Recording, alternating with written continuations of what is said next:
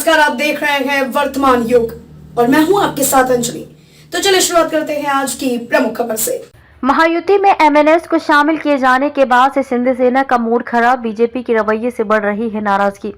महाराष्ट्र में बीजेपी के नेतृत्व वाली महायुति में शामिल सिंध सेना के नेताओं में बीजेपी के रवैये को लेकर नाराजगी बढ़ती जा रही है। उद्धव को छोड़कर शिंदे के साथ आई शिवसेना के 13 सांसदों में से कुछ का कहना है कि बीजेपी ने अपने 23 उम्मीदवारों के नाम का तो ऐलान कर दिया, लेकिन हमें लटका रखा है। हम कब अपना प्रचार शुरू करेंगे, जबकि भाजपा के उम्मीदवारों का प्रचार शुरू हो चुका है। उद्धव को छोड़कर शिंदे के साथ आए 13 सांसदों में से कम 4-5 सांसद ऐसे हैं जिन्हें अभी ये भी नहीं पता कि उन्हें दोबारा टिकट मिलेगा या उनका पत्ता कट जाएगा। हालांकि मुख्यमंत्री शिंदे बार बार अपने सांसदों को ये भरोसा दिला रहे हैं कि सभी 13 सांसदों को टिकट दिलाकर रहेंगे, लेकिन बीजेपी की रणनीति इन सांसदों के लिए बेचैनी का सबब बन गई है।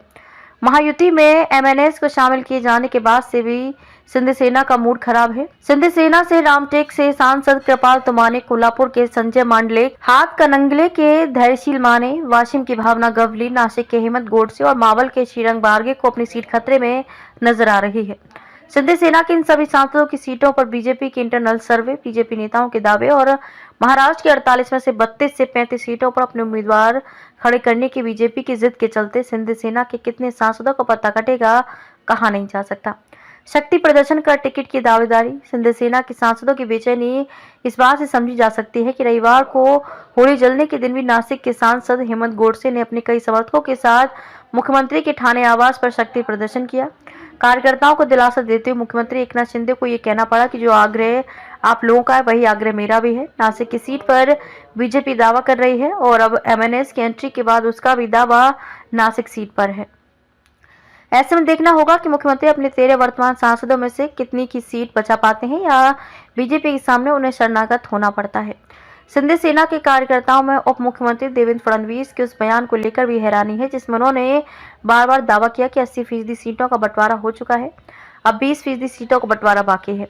कार्यकर्ता मांग कर रहे हैं कि जिन 80% सीटों का बंटवारा हो चुका है उनकी घोषणा तत्काल की जाए। अजीत पवार गुट में भी बड़ी बेचैनी, न सिर्फ शिंदे सेना बल्कि एनसीपी के अजीत पवार गुट में भी काफी बेचैनी है। अजीत की सारी ऊर्जा पत्नी सुनेत्रा पवार और बेटे पार्थ पवार को राजनीति में स्थापित करने में खर्च हो रही है।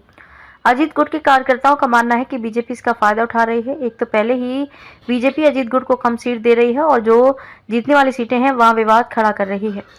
सातारा की सीट पर अजीत पवार का गुट और बीजेपी आमने सामने है। छत्रपति शिवाजी महाराज के 13वें वंशज सतारा गद्दी के मौजूदा वारिस उदयनराजे भोसले अपनी उम्मीदवारी के लिए पिछले 4 दिन से दिल्ली में डेरा डाले हुए हैं, लेकिन अब तक उनकी उम्मीदवारी पर मोहर नहीं लगी है। उदयनराजे की उम्मीदवारी तय है, लेकिन वह किस सिंबल पर चुनाव लड़ेंगे ये अभी तय नहीं है। सतारा की सीट पर कर रहे दावा, सतारा की सीट पर अजीत गुट दावा कर रहा है। उदयनराजे बीजेपी के चुनाव चिन्ह पर लड़ना चाहते हैं। अजीत उदयनराजे की उम्मीदवारी देने को तैयार है, लेकिन उनकी शर्त घड़ी चुनाव चिन्ह की है। इसलिए सतारा के बारे में क्या फैसला होता है ये देखना दिलचस्प होगा।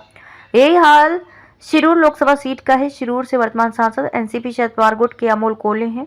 अमोल के खिलाफ शिवसेना की ओर से पिछली बार शिवाजीराव अढालराव पाटिल चुनाव लड़ते और हार गए थे। इस बार ये सीट अजीत के कोटे में जा रही है, लेकिन शिवाजीराव चुनाव लड़ने के लिए इतने उतावले हैं कि वह शिवसेना छोड़कर अजीत गुट के साथ जाने के लिए भी तैयार हैं।